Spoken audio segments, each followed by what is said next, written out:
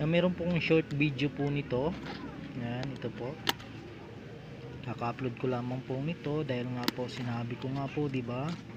Good condition lamang po. Bibiling ko po ng 1,000 up to 2,000. Pero po, good condition po siya na meron siyang taon 1982. Yan, 1982 po mga guys, no? Dahil nga po yung iba po, pasensya na po dahil nga po nakapaglapag nga po ay ibang taon. Dapat din po yung taon po ay 1982 lamang, no? Yan, at good condition po siya. Dapat din po ay wala po siyang gas-gas, no? Yan. Yan, baka po ay meron kayo ay ilapag na lamang para po yun po ay may check po natin, no? Yan, lapag nyo po kaagad kapag makita nyo po itong video ito para po ay kapag meron kayo, kapag yan po ay tama po sa ating hinahanap, tugma po 1982 at good condition po siya, wala po siyang gas-gas, picturean lamang po ng maayos, no?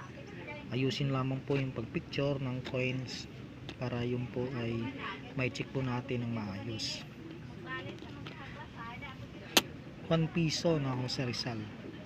Ito po ay proof 4. Yan, variant 4 po ito, no? Yan, sana po intindihin po natin mabuti, no? At ito po tayo, OCP Laurel. Yan, OCP Laurel po na 2 piso. Alam po natin ito ay mga lumang barya, no? Merong taon 1891, 1991. 10 taon po ang agwat po nila, oh. Tingnan po natin, 1891, 1991, no? Ika-100 taon kaarawan. Ito po mga guys ay mura pa lamang po ito sa ngayon. Ito po yung OCP Laurel. Napakamura pa lamang po ito. Yan po. Pero po ito ay kailangan ko po ito sa aking koleksyon. Ito pong OCP Laurel. Yan, baka sakali po na meron kayo ay ilapag lamang din po para po ma-check po natin yan, no? At dito po tayo, no, sa Andres Bonifacio. Niyog po ito, niyog.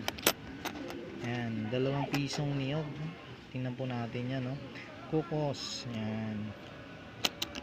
Alam po ba nyo mga guys, ito po ay mga common. Makikita po natin to common, pero meron naman po tayo nahanap po talaga ng mga prop. Pero ito po ay kasama po ito sa listahan ng Pilipinas na merong mataas na value. Ito po yung 2 pisong niyog, no? Pero po meron kayo, pero ang taon lamang po na ating hanapin, 1994 Andres Bonifacio, no? Yan, baka sakali po na meron kayo. Dapat din po ay good condition po siya, no? Walang gas-gas. Yan, alam po natin yung walang gas-gas ay na-demonetize na po yan sa ating bangko. Pero yun po ang ating kailangan, yung walang gas-gas po. Dahil nga po ito mataas din po ang value po nito. Napakataas po ang halaga po nito, no, sa ating Pilipinas. Kaya ito, hinahanap na rin po ito ng ating mga kaibigang coin collector. Baka sakali po na meron kayo ay ilapag nyo naman po ng ilapag. Yan po, para po yung coins yun na mabili rin yan. Yan. Yan, ito po yung nakikita nyo, common, no?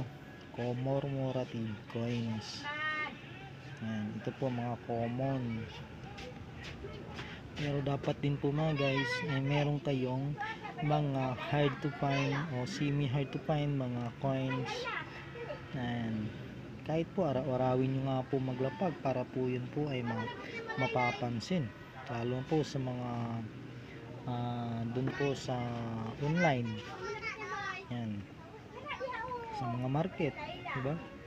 Yan, sa market po ay marami din pong nakapaglapag ng mga barya, no? Yung mga lumang-luma po talaga. Yan. Sa Lazada, sa Shopee, meron po yan, nakapaglapag niyan. Yan po. Kaya kayo, kung meron po kayo, ilapag nyo na rin po. Yan po, no? Sana po ay nakapagbigay po ako ng detalye tungkol po sa mga bariyang ito, no? Ayan po mga guys, salamat po sa lahat, and God bless po.